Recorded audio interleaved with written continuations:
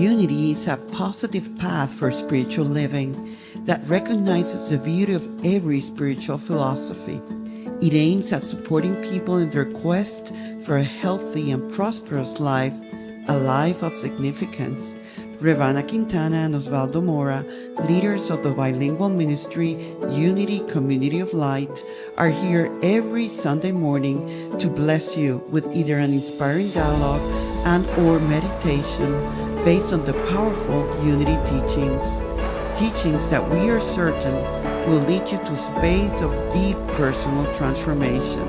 Please be welcome to Encuentro Espiritual English.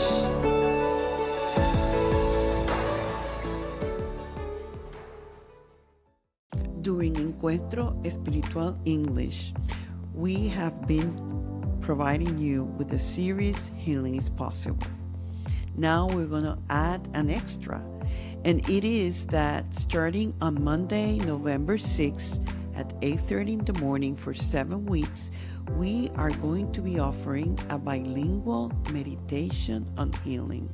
It's really a meditation focused on affirmations of healing to help you restore your health. So I hope you can make it. It will be through Zoom, and there's more information on our website, unitycoml.org events.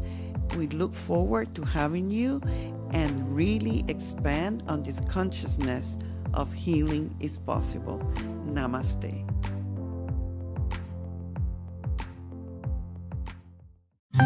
There is one big truth we have all witnessed, and it's that healing is possible. I am Rev Anna, and this is Reverend Julie. And future Reverend Osvaldo.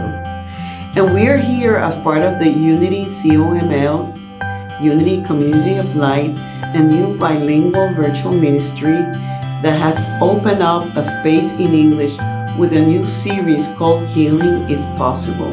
It will start this fall, and it will be the exploration of Julie's journey with her daughter, Leslie, who was diagnosed with a gene-based disease that had no cure. And through prayer and through her transformation towards love, everything shifted. So join us on Sundays at 10 a.m. Encuentro Espiritual English.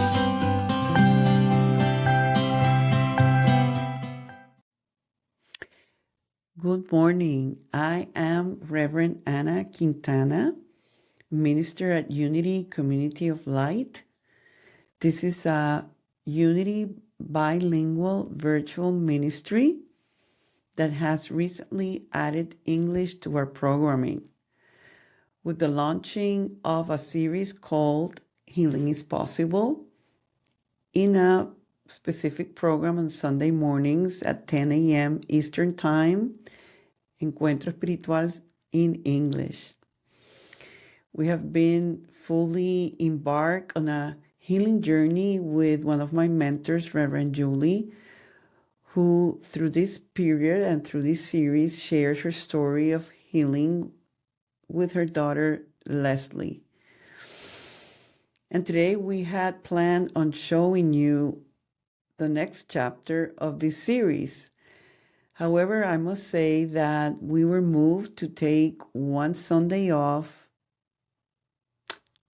take a pause from the series, and just bring a message that I delivered recently at Unity Center of Peace in Chapel Hill, North Carolina. The title of the message had to be with the practice of peace. And I was really, truly guided to address the situation in the Middle East from a spiritual perspective.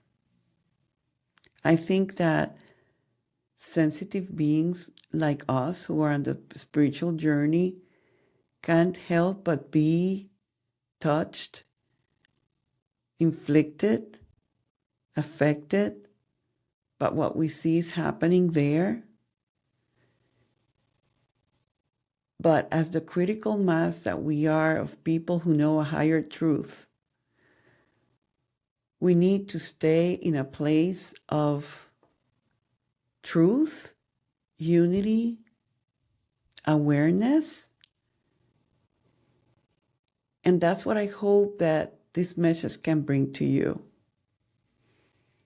We are rebroadcasting the message that was recently delivered in the hopes that you may not only find peace yourself and perspective, but that you stand with so many around the world in a place of spiritual power that can ultimately counteract what seems evil and out of control.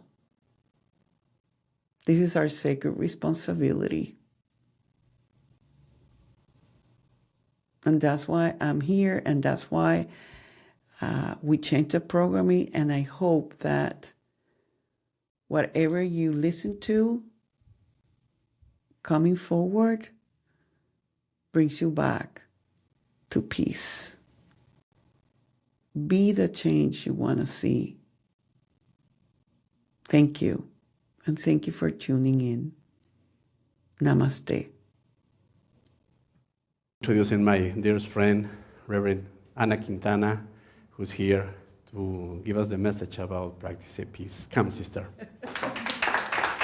Let me give you a hug. Thank you. There she is. Hey. Wow. Really happy to be here today. And even from your opening prayer, Victoria, I was feeling the presence, the peace, honoring the name of this temple, Unity Center of Peace. In a time where we know that, somewhat challenged to hold that. In unity, we have come to realize that God is not a man in disguise with human qualities. But if for a moment we would go back to that idea of a human God, I'm sure we could picture a really sad God over the last week, but also a God that is happy. For there is so much good going on in the planet as well. There's so much transformation, so many acts of kindness, so many people truly committed to their spiritual evolution. A happy face because that principle, that idea, that presence knows the truth about this creation and know that our ultimate destination is a destination of power, of plenitude. Still, many of us ask ourselves, how can some of us behave in a way so distant from our intrinsic divine nature? What has been going on in that person's heart, soul, head, to be able to get to the point of inflicting and doing a atrocious act to the most vulnerable of our society, children and babies? It really makes us wonder about the second unity principle that says that we are indeed divine, that there's a Christ presence, that it's all good, all love. Is it truly true? Sorry for the redundance. Is it partially, like some of us are there, but others aren't? So because we're not all that, then it must not hold true? In moments like that, and I'm just speaking with my own, believe me, I had my talk about what I wanted to do today, and then Victoria sent me a text, and I said, no, I'm just going to switch. I'm just going to speak from what I am experiencing, what I feel I need to share, and it will still be a talk about the peace, because that's what I aim, that Spirit through me might bring you to a place in which you can stay hopeful and peaceful, because this is what it's being required of all of us who are sensitive beings. And I believe that in the unity path, we are the critical mass that is holding the consciousness for the planet. So I said, okay, it's about shifting this, and then towards the end, I will mention what I plan on doing in the workshop, having tweaked it too, so that we enhance and raise the energy of love and peace within ourselves, so that we might be the perfect instrument for that right now as we are sitting here. We go through so many emotions as we experience the dark side of humanity. Many of us experience hopelessness, going like, can we aspire to live in harmony as a humanity? Many of us go through powerlessness, saying, is there anything I can do right now to just help the situation there? We question our belief system. I had a congregant send to me a text saying, is it really worth praying? Of course it does, but when we're in that shock, we question, don't we? Sometimes we are like the ostrich. We become avoidant because there's something I need to do to have some sort of defense mechanism that can allow me to feel better, and going into my daily routine and detaching might be a way to cope. There's a saying in Spanish that says, ojos que no ven, corazón que no sienten. Right? Eyes that cannot see, it's a heart that cannot feel. And many of us resort to that as a way to cope. Last week in my prayer circle that we have every Wednesday night, that we've been doing that for 11 years now, I was led to do a somewhat unitized tongue meditation, bringing in pain and asking the presence to transmute that pain. And I must say that it was harsh, because even if you bring the energy, you're tuning into that aspect, right? But as we have witnessed all of that, and we see the escalation of violence, we ask, or we can't help but question the reality of evil. And at some point, it really feels a contradiction to our statement of faith that it says, there's only one presence, one power active in the universe and in my life, God the good, omnipotence. And sometimes when we are in that space of doubt, we doubt whether that is true, or if there's really another power. There's God and evil, or good or bad. And at some level in our frustration, we go, well, we better be realistic. We see at some level the evil unfolding, but we must know, and this is where I'm bringing you spiritual principle, we must know that evil on its own has not intrinsic reality. It's not the absolute truth. It might be a relative truth at some level that we're seeing it being displayed, but it's not the absolute. Just like when I was 12 years ago, I was diagnosed with a really difficult type of breast cancer condition. That was what really brought me to the triangle. In the absolute truth, I was whole, perfect, and healthy. In the relative truth, I had a cancer diagnosis. And the journey was about how was I working my mind and my own being and at the soul level to bring myself out of that relative truth into the absolute truth, and that's how I heal completely. We must know that only God is real, only and absolutely true, with certain laws and principles. Evil has no reality of its own. It's really the absence of good. And this is something that I remember learning in my metaphysics class 20-something years ago. They compared it to an air conditioning. Okay, you go, okay. Think about that. Many of us might think that an air conditioning creates a cold air, but it really doesn't. What the air conditioning does, it really separates or gets rid of heat particles so that the air might be cool.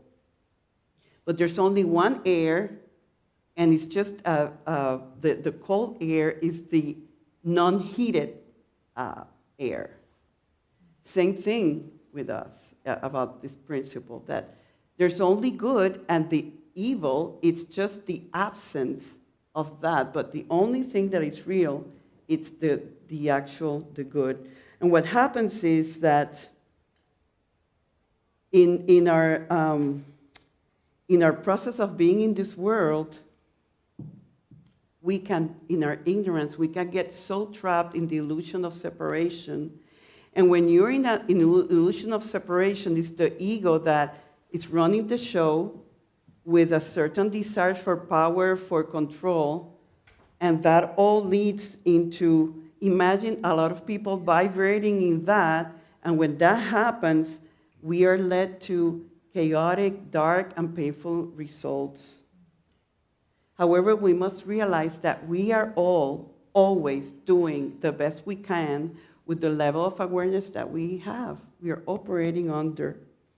And I believe, and this is just my own way of placing spiritual truth into everything that I'm seeing, is that there's certain souls in the planet that are still very immature, that are I don't know, I see it more like from their animal nature. They have not really evolved to a place of awareness and compassion. While there are others that have maybe evolved many times, that have come to this awareness that there's more to life than just the survival. And many of us, and all of us, we are coexisting at the same time, right? And those of us, like many here, I would assume that in general, we've had privileged lives. Our basic needs, most of the times, I'm sure, in our lifetime experience have been met. And we've had the opportunity of exploring ourselves spiritually because our basic needs have been met. And now I can really learn more about my other non-physical side. And there might be others on the planet that haven't had that opportunity, that are in survival mode, that have been, because of their own process in their own environments, have met or have been encountered with a certain image of God, and all of that messes up in such a way that we get what we're seeing.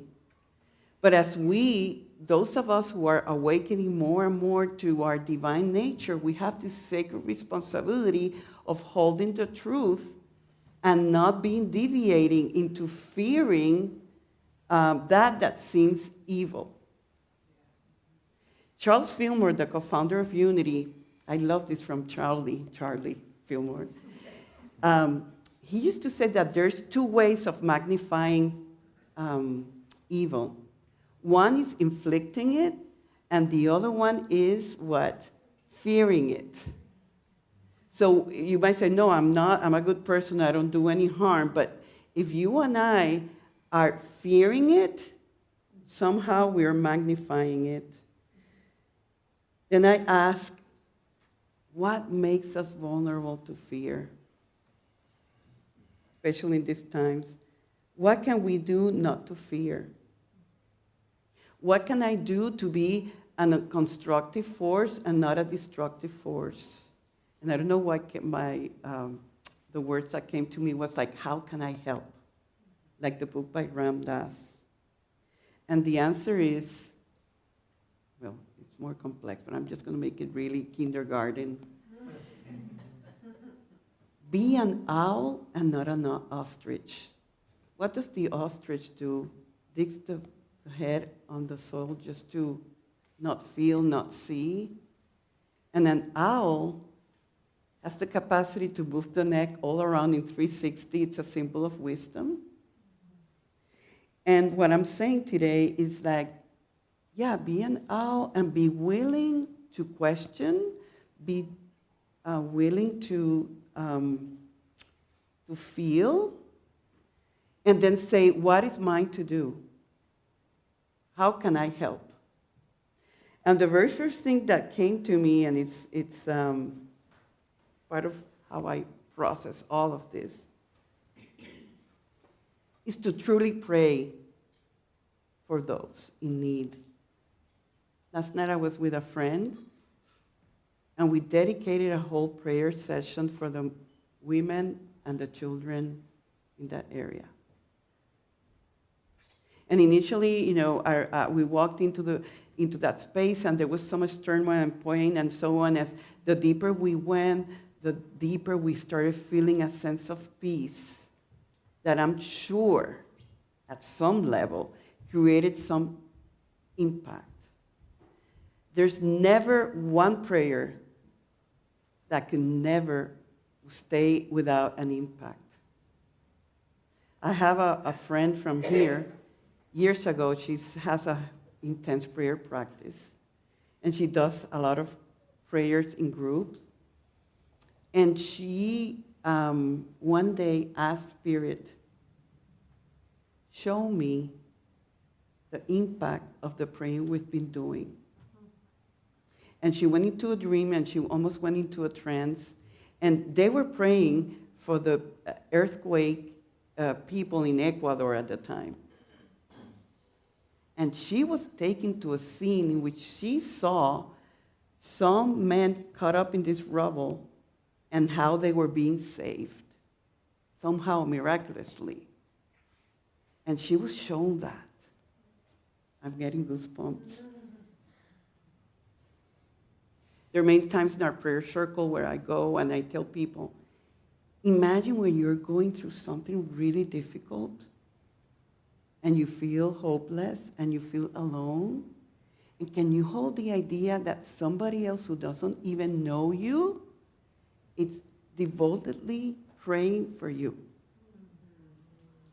What would that do to you?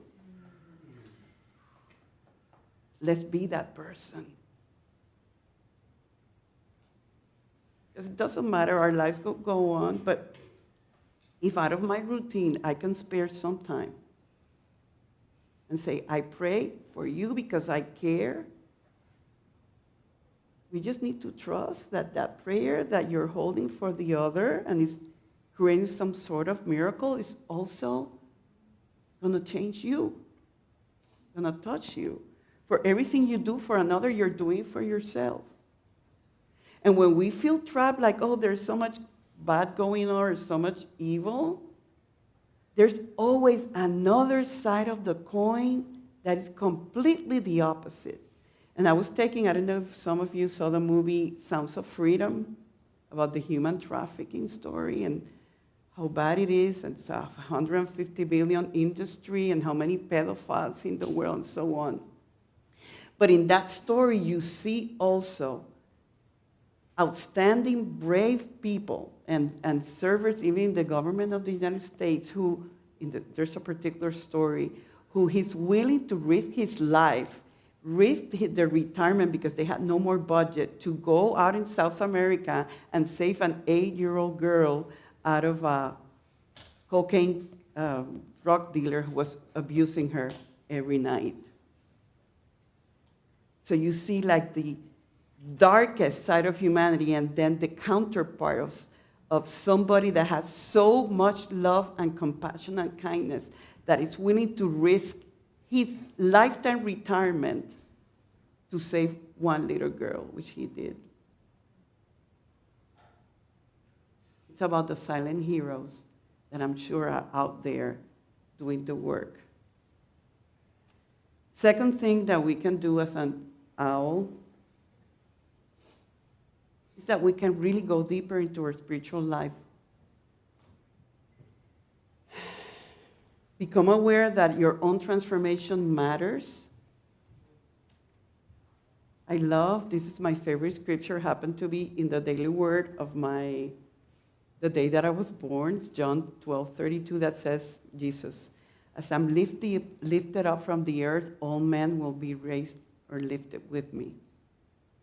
It's what Gandhi used to say, be the change you want to see. And if we take that seriously, and we know spiritual truth tells us that we're one, that there's no separation, quantum physics has proven that. So if that is so, then it means that there's a side of me that is in fear, that is ignorant, that can be easily radicalized, that can be obsessed, that can be violent. And so if that is so, then I need to work on myself. And that is the basis of the practice of Ho'oponopono, right? That it's like whatever you're seeing out there, there's some connection to you, so work on yourself, and the more you do, the more you will see change. So, the more we heal some of these attitudes and those tendencies in us, again, I'm sure it will impact somebody else somehow, somewhere. And this is where I need you to not only be an owl, I need you to be a monkey. A monkey? And this is where I was going to show a video, but it's okay, I can tell you what it was all about. And you might be familiar. Are you familiar with the 100th monkey effect? Right? Imagine that in Japan in the 1950s, they did this observation in this particular island of a colony of monkeys who were eating sweet potato, and the sweet potatoes were covered in sand. And they enjoyed it, but of course, it was not the best taste because of the sand particles. And one day, this female monkey realizes, oh, if I wash off the sweet potato, it's going to taste better. And started teaching this to the other monkeys, to the point where once it reached 100 monkeys, all the other monkeys in separate islands started doing the same. Why? Quantumly. That's why we don't need to think that the shift in this world everybody has to shift in order for this world to get better. It's a matter of shifting that critical mass. And again, we are that critical mass. And you might say, because I have questions, well, I know this is a planet of karma, of contrast, of duality, and this is how we evolve. And yes, we do, right? Because as somebody is facing really this excruciating amount of pain, there's somebody who's developing compassion on the other hand. And in this duality is where we see growth. But it's like, do we have to really, we have to hold the idea that at some point, this is not going to be needed, that we're all going to be illumined. And that's why I admire the Bodhisattva vow that says that there are certain souls that are already like in the nirvana state, and they keep coming because they are here to make a difference through service, right? So that second aspect that I'm saying to you is like, work on yourself and use the spiritual practice to maintain yourself pure, because the more you do, the more you will be impacting out there. And if you want to get some special tips, I'm bringing my saleswoman back now. Join me for the workshop, because, and I'm holding this rosary. Years ago, I had a particular friend who was going through a crisis, big crisis, and she's not on the unity path, but she's a believer in God and so on. And she saw me like, oh, if you give me the recipe, I will follow it, and I will do whatever it takes, because everything that I've tried to do in my own external world hasn't worked, so give me the recipe. And I went to see her, and I would jump into the airplane, and I grabbed something like this that I had in my drawer, and then I said, oh gosh. And during that flight, I got a download of the 7 things she could do, and I was giving like all the unity teachings in one seven-step flow. So the workshop will be about that, and maybe we can all make it about, whatever circumstance or worldly circumstance. The point is that if you and I cannot really deal with our own fears, how can we really be a helper, right? So it's like that's the importance of us working on ourselves. And I believe that circumstances like this can be the perfect wake-up call to say, no. There's something I need to do on my own. The third part that I am really encouraging you to contemplate is to have a renewed appreciation of your life and your spiritual community. My cousin Christy, who lives in Jacksonville, this week, I see her like many times, like going, she has a son, and they have gone hiking and spending time this week, and she says, I just want to maximize the gifts that I have in my life.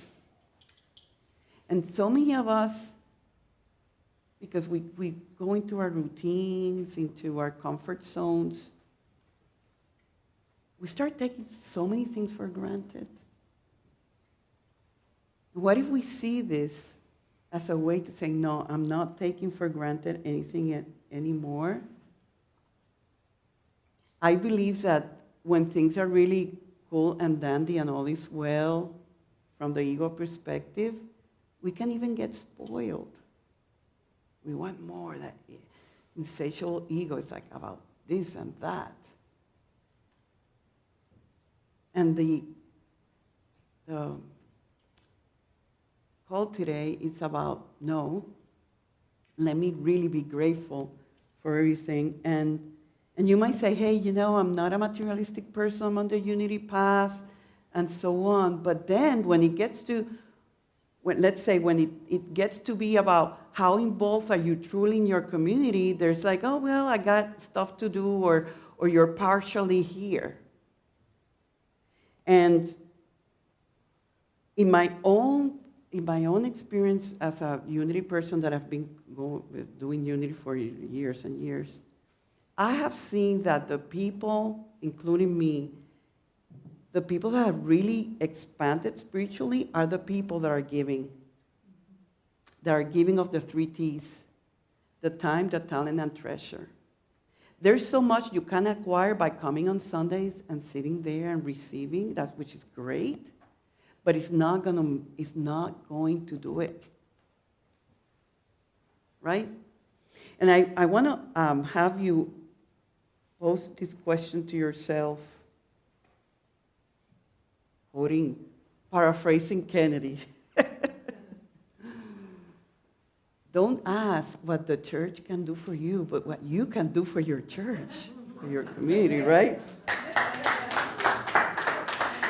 And as I was driving and pulling in, I'm like, this is such a beautiful spot in Chapel Hill, North Carolina, with all this greenery, with this energy.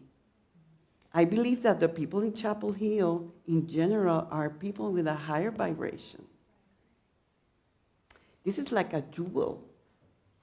But it will be as powerful and impactful as you decided it to be. I would like for you to really go within and say, what else can I do to make this a really vibrant and thriving community in the middle of this?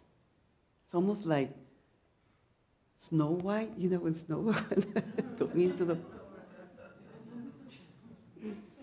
Imagine what if all the spiritual unity or the spiritual communities, people there would say, instead of me fearing and going, where is this humanity going? It's like, okay, I can make a difference wherever I am.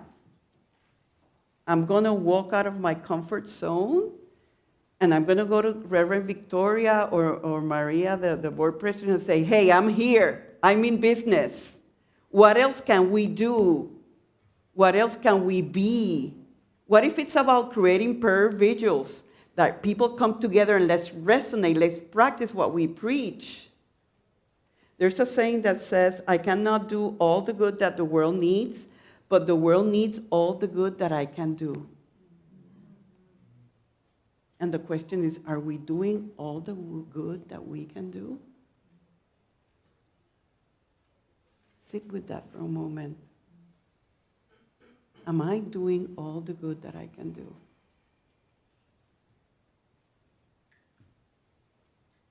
And today, as I'm almost finalized, I'm asking you to really realize that your presence matters.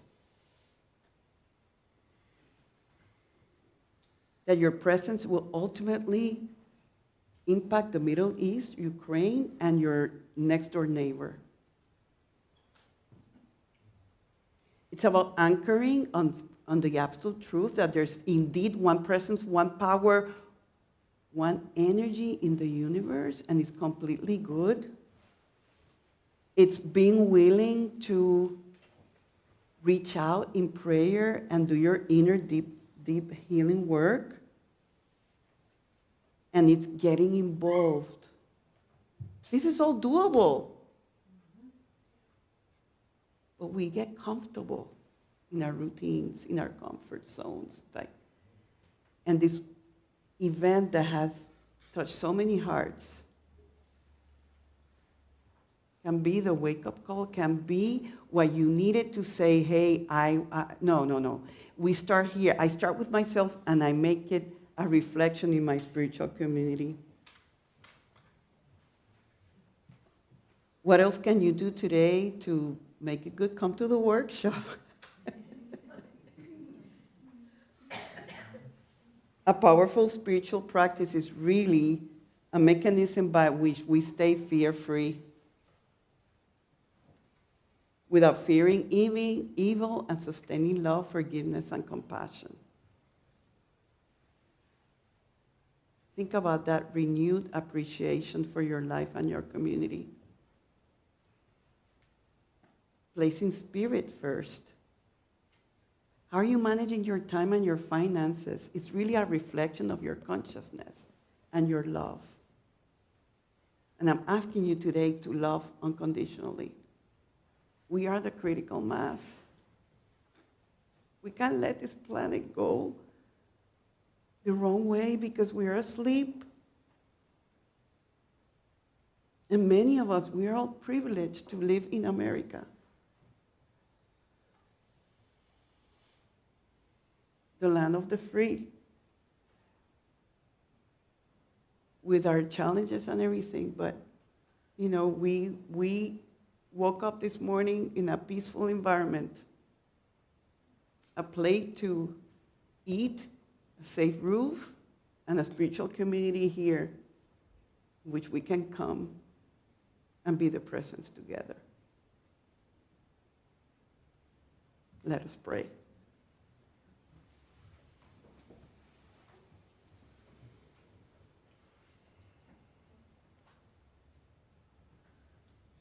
I'm going to ask you to please just sit with your own soul at this moment.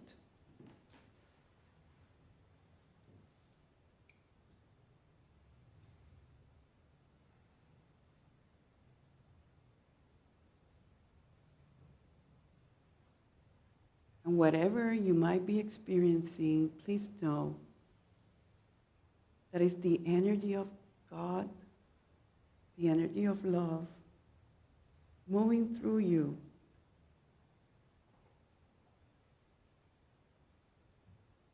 And don't resist it. Let it be. And let it expand. And let it expand around all beings here this morning. And trust that all hearts are being touched in a special way.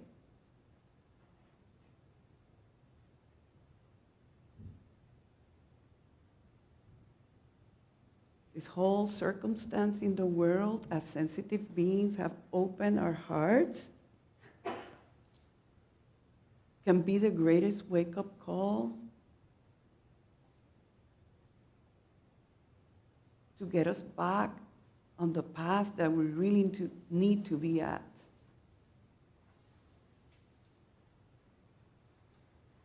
How we are this power of good in whatever is doable for us, we need to answer ourselves.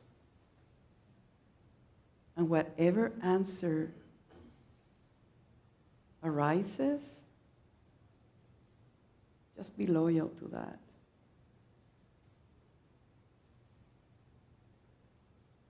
Just said, here I am, God. I'm doing my part. Here I am, God, being your instrument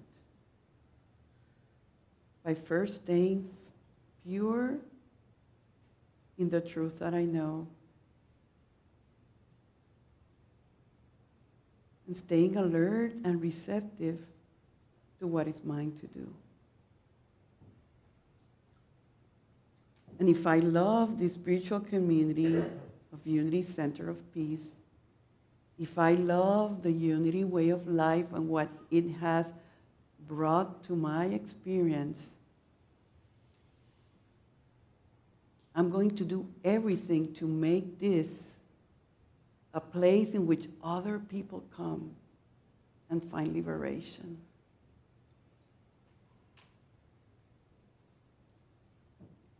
And we extend this energy of love towards the whole city of Chapel Hill and North Carolina and the United States and the entire American continent. And we let it be in those places where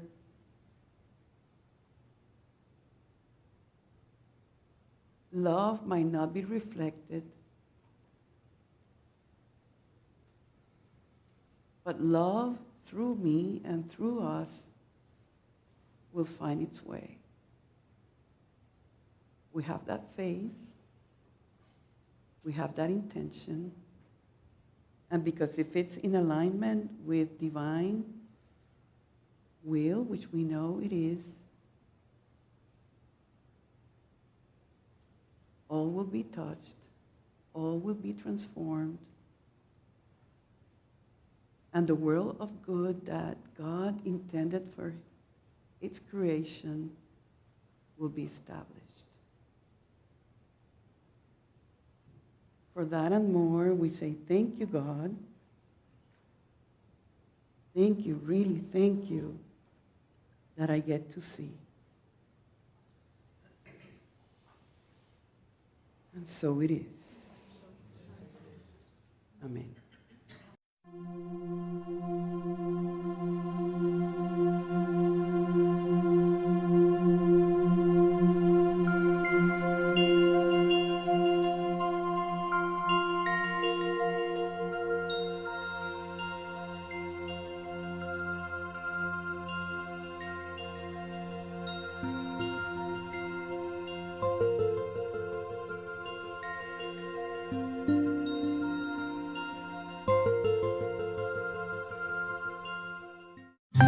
There is one big truth we have all witnessed, and it's that healing is possible.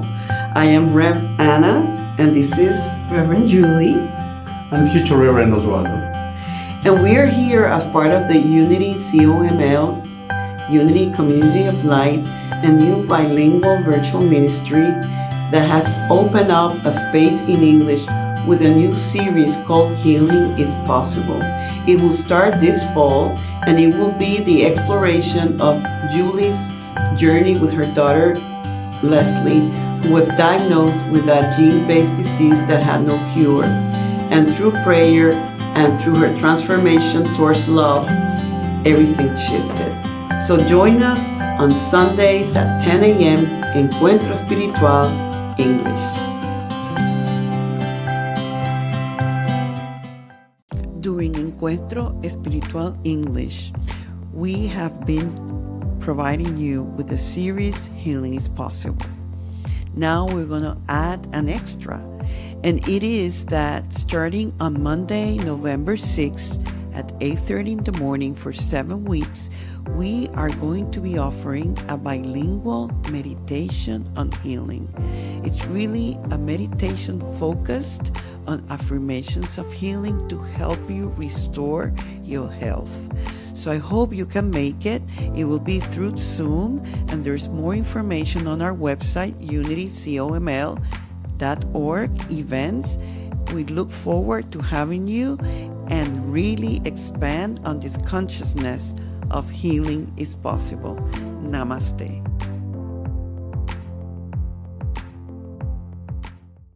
Unity COML, Unity Comunidad de Luz, Community of Light. It's a ministry of love, big commitment to help everyone who's ready explore principles of truth that can really bring healing, prosperity, and all the good that God always has in store for each one of us. If you feel truly in your heart that we are serving you and that you feel that you are expanding in every way and would love to give back and make sure that others are benefited just as well, we highly encourage you to donate. Do a love offering based on the love, appreciation, gratitude, and joy that you are receiving from the source to transform your life. Visit us at unitycoml.org and do what is yours to do from that place that knows that there's abundance for all. As always say, asking is giving, and that's how we support our ministry. Your needs, our help, and everything goes together. Divine love, through you, through us, blesses and multiplies all that we are, all that we have, all that we give, and all that we receive. And so it is. So it is. Amen.